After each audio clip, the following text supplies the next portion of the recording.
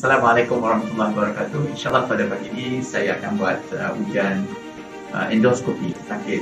Ini telah menghadapi masalah sakit di bahagian perut ataupun juga menelan rasa sekat dan muntah.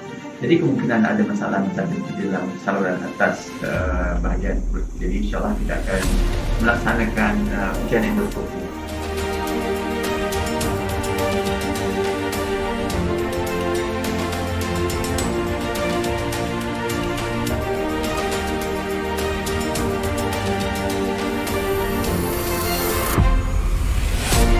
Alhamdulillah selesai pemeriksaan prosedur endoskopi, diagnosis yang telah kita kenal pasti. Alhamdulillah dia ada masalah candidiasis dan juga ulcer tekak, dan insyaAllah kita akan bagi rawatan yang sebaik.